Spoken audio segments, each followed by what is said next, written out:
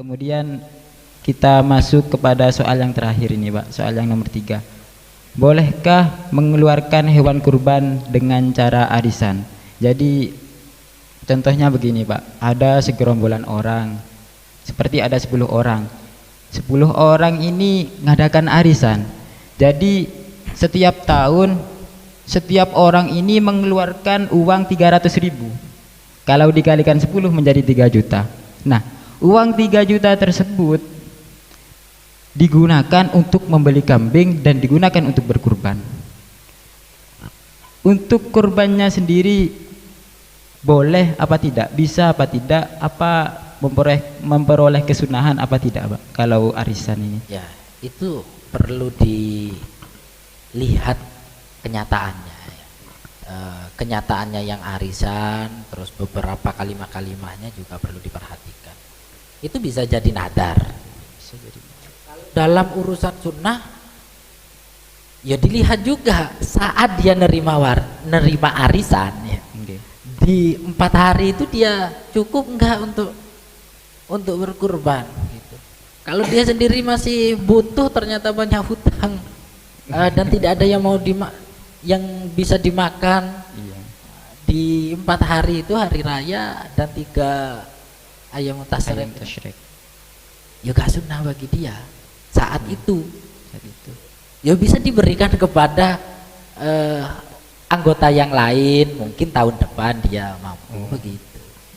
Jadi tetap melihat pada penjelasan tadi di atas itu, penjelasan yang sudah saya sampaikan, bahwa sunnahnya itu ya bagi orang yang dia itu merdeka, mampu, begitu, mampu untuk membiayai keluarganya dan dirinya selama hari raya itu dan hari-hari tasyrik 11, 12, 13 Hijriah. Selama 4 hari itu dia mampu, termasuk lebihnya itu ya cukup untuk korban, makanya disunahkan begitu. Termasuk saat itu dia ya Islam, ya mukallaf, begitu, juga pinter dan sebagainya. Urusannya ini bisa panjang sebenarnya ketika dia pailit terus lalu istilahnya muflis ya, orang yang bangkrut terus sampai masuk pada mahjur aleh, ya juga tidak bisa semena-mena melakukan itu, beribadah kurban dan sebagainya. Jadi tetap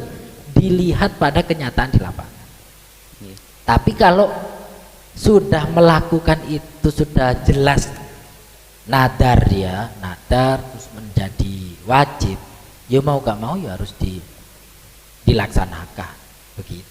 Tapi kebanyakan kalau sudah arisannya arisan untuk udhiyah, arisan kurban, loh ini ya kebanyakan ya melafatkan mereka begitu.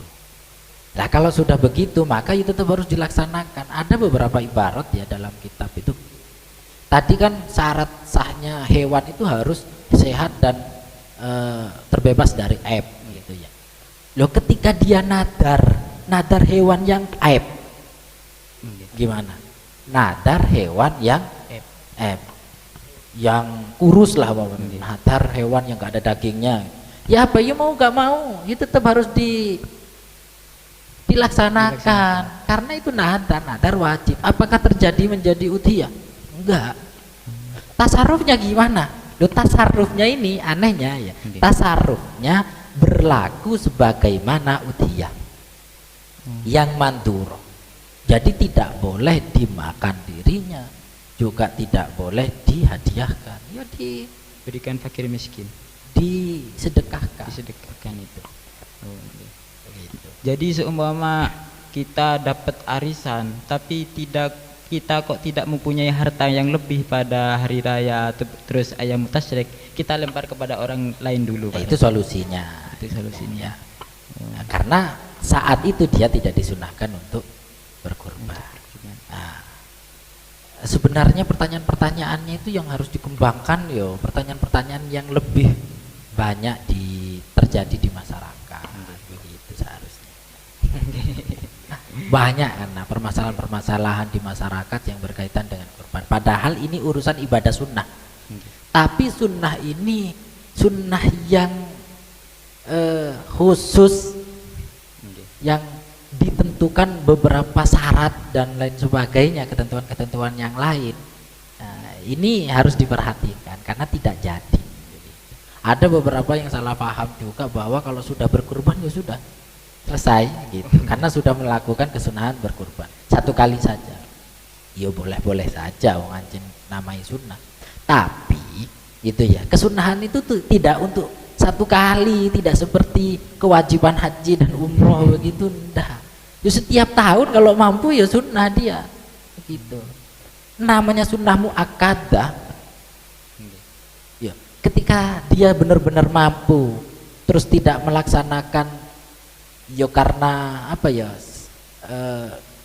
segak mau melaksanakan kurban ya jadi makruh hukumnya. Ya, saya kira itu.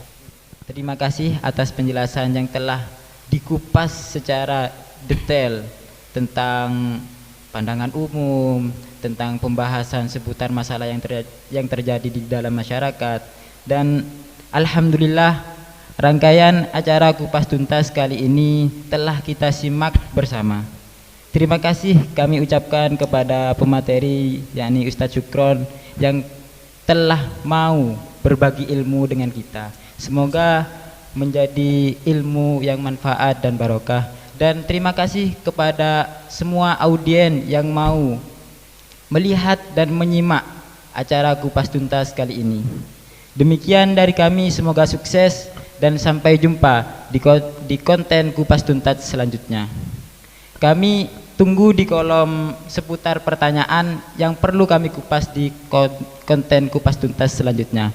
Akhiron, assalamualaikum warahmatullahi wabarakatuh. Waalaikumsalam.